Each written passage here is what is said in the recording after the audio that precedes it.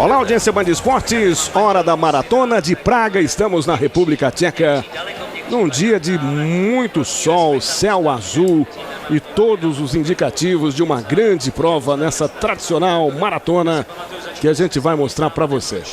Cerca de 5.000 atletas vão competir nessa prova, a temperatura 14 graus, 76% de umidade relativa do ar. E aí a parte central, parte histórica da cidade, onde os atletas vão se comprimindo para a largada da prova, que você vai acompanhar junto com a gente aqui. A prova tem algumas características um pouco diferentes das outras maratonas que a gente costuma fazer. E aí não vai nenhum tom de crítica, porque maratona e esporte se ligam também com a parte turística, com o cartão postal das cidades. E é isso que os governantes pretendem fazer, né? Mostrar a cidade, principalmente na parte histórica de Praga, só que aí você vai se deparar com alguns problemas. Você vai ter ruas esburacadas, ruas com trilhos de bonde, porque o bonde ainda é um veículo muito comum em algumas cidades europeias, paralelepípedos, o que de certa forma não seria muito bom para a prática desse esporte, onde o atleta pode sofrer algum tipo de lesão. Mas é que está.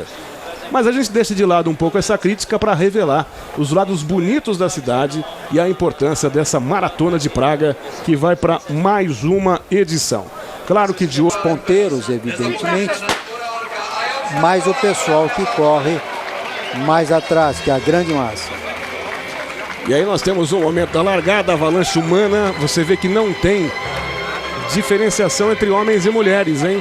Aqui no Brasil, nas principais provas, já há um cuidado todo especial em você isolar as mulheres, principalmente no pelotão de elite, dos demais. Claro que depois... Correr em cima, olha aí, paralelepípedo, trilho de trem. Imagina, então, olha só, dá uma olhada. Então, o que eu ia dizer é o seguinte, quando a gente fez a primeira vez, eu fiquei muito surpreso com essas condições. Hoje, pensando aqui com os meus botões, eu imagino o seguinte, talvez, claro que para valorizar a parte central histórica da cidade, eles vão tentando aproximar. Você tem uma acomodação da sola do tênis em cima do paralelepípedo, ela é totalmente disforme. Ela não tem um ponto de uniformidade. Isso por uma face é muito simples. E aí vai uma pergunta importante, Amadeu. Existe diferenciação das marcas dos tênis com relação ao piso? Ao solado, porque agora, por exemplo, eles estão em características perfeitas. Piso liso, asfáltico, pode chover, pode ter orvalho, que não tem problema nenhum. Mas depois você remete para aquela fase onde o atleta está em cima do paralelepípedo, que é a faixa da esquerda ali. Aí ele pode deslizar. Que quando você tem a feitura de um tênis, de um solado de tênis, de um contraforte de tênis, você tem a absorção de choque, prevê-se, antes de mais nada, o tipo de pisada do atleta, se ela é pronada, se ela é supinada ou se ela é neutra, e o quanto, o peso e a altura, você tem uma devolução de impulso, de força. Você bate e o contraforte, a sola do tênis, ela te reverte aquele impulso que foi dado em contrário, né? Isso é uma lei de física. E hoje você já tem tênis com amortecedor, com gel, com palmilha disso, daquilo, né? Para melhorar o impacto. Todo esse material, inclusive aqui você pega no uniforme dos atletas, na roupa dos atletas, isso é tudo filhote da NASA. São experiências, trabalhos feitos ao longo dos anos visando os astronautas e etc. Então com forno de micro-ondas, sola de tênis, isso é tudo filhote da NASA, tudo filhote de do programa espacial norte-americano. A direita do atleta, a esquerda de quem está assistindo, aonde entrou a motocicleta agora, nesse tipo de piso, é muito difícil. Sabe como a gente chama isso? Feitiçaria. Mas voltando aqui, Emil Zatopek, locomotiva humana, filho dessa terra, dessa cidade. Esse é o meu ídolo, grande ídolo, e sempre desde garoto, e quero deixar bem claro, eu nunca pensei em me tornar um corredor de longa distância, um maratonista, mas as coisas acontecem às vezes porque tem que acontecer mesmo. E eu era assim apaixonado por Emil Zatopek, a época de década de 60, 50, 60 em São Silvestre, Gaston Roeland. Nossa, era um espetáculo. Então vamos fazer uma comparação rápida aqui, o Amadeu. O recorde que o Emil Zatopek estabeleceu em 1952 nos Jogos de Helsinki, a marca de... Você tem um perfil altimétrico diferente. Você pode notar que os grandes tempos são marcados em Berlim, Roterdã. Eu acho que a sua leitura é perfeita. A sua leitura é perfeita, tem tudo a ver, realmente. Então você só pode falar que uma maratona tem um recorde quando é específica. Então o recorde da maratona de Nova York é tanto. Sim, o recorde da maratona, entendeu? Do o local, recorde mundial, desde que o percurso não seja alterado. Não seja alterado, exatamente. Porque é um descompasso muito grande. Você tem 42.195 metros. Você tem um perfil altimétrico, você corre a coisa completamente diferente. Olha como o etíope se lança sem ninguém ali, o 3 ali, pareando, né, para dar motivação, inclusive de prova, ele já foi embora. Então nós temos aqui... Pouco cedo, nós estamos com 20 minutos e 17, precisa ver se ele não é coelho, né? Que cidade belíssima. Eu não tive ainda a chance de conhecer, não sei se você não conhece também, né, Amadeu? Que cidade de sonhos que é Praga. Quem já foi lá diz que realmente é uma cidade dos sonhos. Agora, voltando ao Zatopek. Quem esteve lá e fala muito bem de lá é o Davi Citrinovich, o nosso presidente da Copa, porque é outro atletaço e fala da mesma coisa que você, é uma beleza, apaixonado por Praga. O Amadeu, 52 para 2010, 60... nós temos uma diferença de 20 minutos. Queria saber o que representa isso. O Zatopek, 2:23:03. O Haile Gebrselassie, 2:3:59. Com licença, Haile Gebrselassie. Obrigado por você corrigir. Você tinha que ter passado a noite inteira fazendo o que eu fiz. Aliás, você teve estudando etíope, eu acho que nos últimos 6 meses, pelo jeito não adiantou nada. Mas enfim. Amadeu, 20 minutos... é a diferença de tempo que separa a marca conseguida pelo Zatopek nos anos 50 para o Gebrselassie na Olimpíada de Berlim. Não, perdão, foi no Mundial de Berlim. Depois da Olimpíada, um mês depois da Olimpíada, até porque ele não correu a maratona na Olimpíada, ele só fez 5.000 e 10.000 10 mil metros. Aí teve aquela história que eu até fiz uma matéria que eu comentei com você, eu fiz uma matéria para o jornal, para atividade física, dizendo exatamente isso. Ele poderia estar querendo dar o Haile Gebrselassie, o Comitê Olímpico da Etiópia, tentar fazer com que ele reeditasse o Emil Zatopek. Eu parto do princípio que quem tem asma, tanto faz, você tem asma para 5, para 10 ou para maratona, você tem asma, entendeu? Então se você alega que, por exemplo, Pequim tinha um problema de poluição muito grande, você tem poluição para qualquer tipo de prova de longa distância. Mas peraí, teve a poeira vulcânica, que também atrapalhou essa e as outras maratonas feitas nessas últimas semanas. Não, estou falando de Pequim. Não, eu entendo. Eu queria dizer, inclusive, o seguinte, na maratona de Viena, na semana... Passar um perfil gráfico entre a evolução dos homens e das mulheres, você vai ver que a evolução mais acentuada foi das mulheres. Por que essa evolução? Tudo. Treinamento, alimentação, fisiologia de treino, tênis, tudo. O Emil Zatopek, ele tinha um tipo de treino, um dos tipos de treino dele. E te digo mais, controle de ciclo menstrual, que era um problema que antes a mulher não tinha, e depois com todos os... Agora é possível. O aparato médico e tal, a própria pílula anticoncepcional, isso elas conseguiram controlar de um jeito que houve uma evolução biológica, física e biológica. Olha, eu posso te dizer o seguinte, você está falando da década de 50. Ele corria com aquilo que o Ademar Ferreira da Silva odiava falar, sapatilha. Poder de absorção nenhum. Absolutamente nenhum. Quando eu comecei a correr há mais de 20 anos atrás, quero deixar bem claro que eu era um garoto à época. Tá rindo do quê, Cacá? Eu era um garoto há 20 anos. Nós não tínhamos aqui no Brasil tênis específico para corrida. Para você ter uma ideia o que a coisa evoluiu. Bom, o Bikila corria descalço. O Bikila, 1960, Roma, O Abel Bikila correu, é verdade, corria descalço. Muito bem lembrado. Vimos a maratona de Roma, que o atleta vencedor nos últimos 200 metros correu descalço em homenagem ao Abel Bikila. O que cá entre nós, por heróico que seja, esse é uma temeridade. Esse é com ele. O Amadeu matou a charada, logo ele vai abrir o bico, como a gente fala aqui. Se você chegar para um maratonista experiente e perguntar quantos quilômetros tem uma maratona, ele vai te dizer... Ela começa no 30. Conhecimento pragmático que você tenha, não só o acadêmico.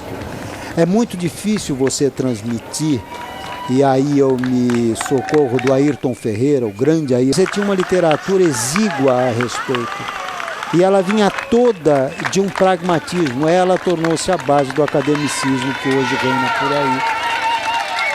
Carlos Gomes Ventura é um exemplo disso, técnico do Zé João da Silva. Não, e o sujeito era um abnegado, ele corria por distração. Focado na frente dele eram 5 quenianos. Sim, sinto muito. So sorry. Vai fazer o quê? Nós dois fizemos agora a transmissão ao vivo do Diamonds League, a etapa de Xangai, não foi isso? Na prova de 1.500 metros, em 14 participantes, você tinha 12 quenianos, um etíope e um austríaco, australiano, um australiano. Resultado final, 12 ou 11 quenianos, e sinto muito, parabéns. Pois é, um predomínio gigantesco, assim como os jamaicanos vêm dominando as provas de curtíssima distância. Né? Vai proibir que os jamaicanos façam as provas de tiro curto, claro. Falando para os maratonistas. E eles sabem do que eu estou falando. Psicologicamente é péssimo. É muito complicado. Principalmente quando você chega em provas onde você consegue, num determinado ponto da maratona, ver o pessoal que está chegando. Psicologicamente é difícil. Muito bem, o Indiço, ele passa ali à frente de todos, ele se desgarrou do principal pelotão, o que o Amadeu já detectou é indício claro que ele é coelho, né? Então, o que vale é esse pelotão que você está vendo aí, são esses os atletas de ponta, de elite, nessa prova na República Tcheca. Né? Aí reside o perigo. Mais 15 minutos teremos ter... mais 15 minutos aí nós teremos uma... Vamos ver mais claramente isso aí, como é que... Esse grupo já vai se dissipar e a gente vai ter uns 3 ou 4 só, né? Você vai ter uns... Como diria um amigo meu, meia dúzia de 5 ou 6. Meia dúzia de 5 ou 6. Nessa meia dúzia de 5 ou 6, olha o ritmo que esse bloco está fazendo. Eles estão correndo agora para alguma coisa num nível de 2,06. Olha, nesse piso maledeto que você está vendo aí. Nessa condição absolutamente fora do ideal. Que me permita, o Carlos Capalbo, gosto demais, ele acha que ele é um herói para conseguir fazer uma maratona, ele é um herói. E ter esse tipo... Eles estão passando no paralelepípedo a 2,57 o quilômetro. Então, mas aí eu entendo, agora eu começo a entender, né? A aproximação do público, do cartão postal da cidade. Eu lembro quando um ex-prefeito aqui em São Paulo resolveu fazer a maratona de São Paulo, tinha que passar por todos os monumentos que ele havia feito, em condições boas ou ruins. Agora mesmo em Pequim, que nós fizemos a maratona lá, o governo chinês obrigou a passar por todos os monumentos. Fosse que fosse o piso. Para eles o piso era o menos importante. O importante era passar na frente do monumento, que começou no túmulo do Mao Tse Tung, né, e deu a volta pela cidade até chegar do outro lado lá. Olha, é por isso que, se você me permite, você que comanda a transmissão, mas eu acho que a filosofia que a gente tem lá na Copa, eu acho que todo mundo deveria ter, tem que visar, a prova é feita para o último colocado. Ela tem que visar. Eu acho que transmitindo. Estou à sua disposição. E eu tive a honra de correr 6 Nova York. Então, eu tenho, e modéstia à parte, graças a Deus, isso vale, porque é uma homenagem a todos os corredores anônimos de maratona, e eu sou um deles, que eu fui o primeiro atleta a carregar a bandeira do seu país na prova que antecede a maratona. E o fiz por 5 anos consecutivos. Que legal, que orgulho. Felicidade hein? muito grande. Que alegria, que orgulho. Chora direto. Você é movido a lágrima. É uma loucura. Mais um trilho de bonde aí, ó. Isso, gente, eu só acredito que eu vejo. Brasil, a gente vai aprendendo a fazer esses grandes eventos. Agora inventaram, já o segundo ano consecutivo que a gente tem uma prova na virada do ano, onde o sujeito participa aqui em São Paulo e ganha a bicicleta, uma prova ciclística. Isso é uma sacada maravilhosa. E aí as inscrições acontecem a partir da meia-noite do dia 1º de janeiro. É isso aí. Tem gente que não vira a madrugada do dia 31 só para ficar na internet. E hoje você esgota em 5 minutos. É verdade. 5 minutos você esgota todas as 5 mil, 10 mil bicicletas que eles põem à disposição. Olha a barbaridade. Aí eu pergunto a você, quantos maratonistas de elite no Brasil hoje têm condições de rodar abaixo de 2:07? Você tem um Marilson hoje que num dia excepcional, e ele é excepcional, ele vai rodar num 2:07 alto, 2:08 baixo, e olha que ele é excepcional e tem um técnico excepcional também. Aí o grupo de elite passando por dentro de um posto de gasolina. Estamos numa entre-safra braba, cara. Ainda mais depois que o Vanderlei se aposentou, né? Apesar da idade avançada, mas o Vanderlei, pelo que ele fez em Atenas, eu acho que ajudou muito a divulgação do esporte, a trazer a noção de que terceiro lugar também é uma grande marca, ainda mais pelo que ele passou naquela prova completamente atípica. E aí você vai vendo os atletas por dentro do posto de gasolina. É uma imagem que eu nunca tinha visto. Esse é o Eliud Kiptanui, do Quênia, que vem numa batida e achou que dá. O Vanderlei, parece que aconteceu com o Vanderlei. O Frank é do clube do Cruzeiro, né? E o Cruzeiro faz muito isso. O Cruzeiro, quando vem disputar a prova, coloca um batalhão de corredores. Parabéns, inclusive, para a família Perrella, que incentiva o esporte, os maratonistas e tudo. E sempre tem 1 ou 2 coelhos. O Cruzeiro sempre coloca 1 ou 2 coelhos. O Cruzeiro tem um trabalho de atletismo emocionante. É fantástico. E quero, incidência ou não, o nome original do Cruzeiro era Palestra. Era Palestra. En passant. E jogou com camisa amarela essa semana para prestigiar a seleção brasileira. Fez uma Libertadores espetacular. Esbarrou apenas o São Paulo, né, nos 2 últimos jogos, mas teve uma Libertadores espetacular. Foi vista a Libertadores no ano passado, perdeu para os Estudiantes. Então tá de parabéns o Cruzeiro, que é um clube modelo, espetacular. Cruzeiro de Tostão. Tostão, Palhinha, Dirceu Lopes, Raul. Nossa. Quanta gente boa, né? Bom, Amadeu, 1:14:32. O Coelho continua se servindo de algumas cenouras aí. Coelhando. Coelhando. Esse homem a batida dele agora está variando entre 2:54 e 2 minutos e 57 por quilômetro. Ô, Amadeu, ele pegou uma esponja ali para dar uma melhorada e tal. Ela vem embebida com água, obviamente. O que prova que os chuveiros foram definitivamente abolidos, né? Já teve uma época aí que você tinha passagem por chuveiro, mas aí eu acho que empoçar o tênis ficava completamente alagado. São 2 riscos. Aí são 2 riscos. Primeiro, de escorregar e cair. O segundo, de você fazer bolha. De choque térmico, hein? Com o corpo muito quente para você passar por uma água, às vezes com uma temperatura. Esse risco não corre, não?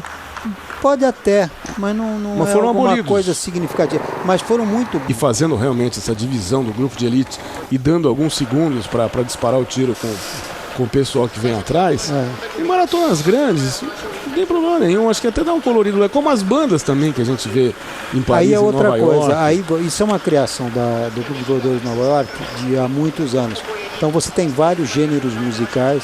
Você tem reggae, você tem música clássica, você tem rock, você tem samba, enfim, mas isso é criação deles. E te digo mais, aqui no Brasil vem sendo feitas algumas divisões por tempo de pace, de corrida. Na né? largada. Na largada. Então, aí você pega isso para prever isso como o primeiro pelotão deu uma dispersada geral, quer dizer, os atletas estão completamente separados nesse instante. E a gente já vai aí para... Já passamos de 1h53. 1h53. Então temos aí uns 10 minutos de prova aproximadamente. Mais de 10, né? Você está falando mais 2h06, quer dizer, a gente tem bem mais. Você vê o nível de concentração nesta altura, eles 39, é mais ou menos o que a gente ia dizer. Salvo pelo gongo, no 39, olha, eles estão a 3 quilômetros, 195 metros do final da prova. Batedor. Tem. Né? Aí você não tem batedor. Aqui não, aqui.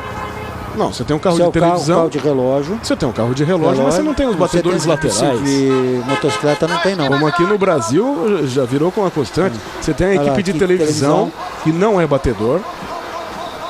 Olha lá. E você não tem ninguém seguindo. Então aqui no Brasil já é muito comum, até por questões culturais, você tem os batedores. Mas você vê o que redunda isso. Na hora atrás você vê um bando de bicicleta que não tem nada a ver com a história. Pista invadida. Quer dizer, a gente como organizador de prova vê problemas sérios. São problemas graves, né? Por exemplo, se aquele padre irlandês quiser participar da prova, ele participa. Ele surge de qualquer... Um abraço. Qualquer lugar. Até aí. logo. Prazer em vê-lo. Olha, para você ver, com todo o esquema, com todo a entourage que tem a Maratona Nova York, que é uma coisa absurda.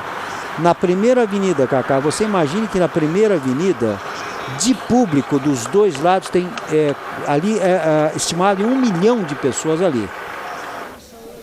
Eu tenho filmado, olha, com todo o esquema de segurança que é bravo em Nova York. Uma senhora me atravessa com um carrinho de neném. Com o neném dentro. Atravessa a primeira avenida inteira. Olha o padre irlandês aí, ó. Agora, você imagina se esse maluco resolve jogar alguma coisa nele. Pois é, exatamente. Olha.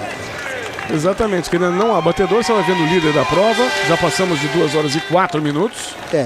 Ele tá. A concentração dele é total. Se o mundo cair do lado dele, não vê. Olha, ele está totalmente encaixotado. Tem cara de bicicleta, de patinha atrás. É uma festa, né? Ele vem encaixotado ali. Agora decidiram que é uma espécie de proteção para ele, né? Então puseram o carro da cronometragem atrás dele para protegê-lo de certa forma. Inclusive o gás carbônico do carro da frente deve estar fazendo um bem danado. Olha que beleza. 2, 5, olha 24, a pauleira, já ganhou. Olha lá. Momento da chegada, hein? 2h50, 2:05, tá brincando. É o Kiptanui. Aí, 2:05. Keniano Kiptanui. Ele passa com 2h05:39. Tá bom pra você, 2:05:39? Kiptanui, nessa guerra particular entre quenianos e etíopes, leva melhor um queniano. Para você ter uma ideia, o melhor tempo do mundo é do Haile Gebrselassie, com 2:03:59. Esse é o etíope Tsegai. Vai chegando aí com acima de 2h07, hein? Acima de 2h07. Você sabe que eu converso isso com o professor Amilcar quase todo dia, né? É aquela velha história, o sujeito faz um bom tempo, mas não é um bom tempo. Não é o tempo suficiente, entendeu? O bom tempo não é um bom tempo. Você imagine um excepcional que corra 2:07, 2:07, 2:08. Nós estamos tendo aqui, chegando o terceiro colocado. Olha o nível do absurdo, Cacá. O terceiro colocado, que é o Nicholas Koech, do Quênia, fez para 2:07:23.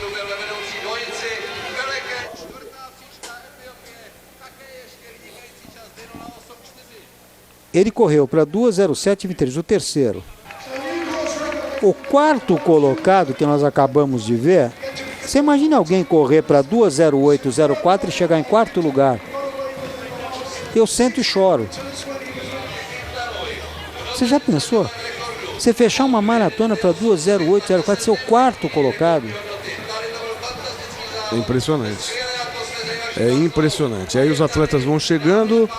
nesse misto, né, Amadeu? Opa, quase tropeçou ali, hein? Você viu? É um tapete azul que eles puseram, ele quase tropeçou. E a gente já viu o atleta tropeçar, inclusive, na passagem da linha de chegada. Mas é que aí, tudo o índice de endorfina é alto, você tá... Aí é complicado,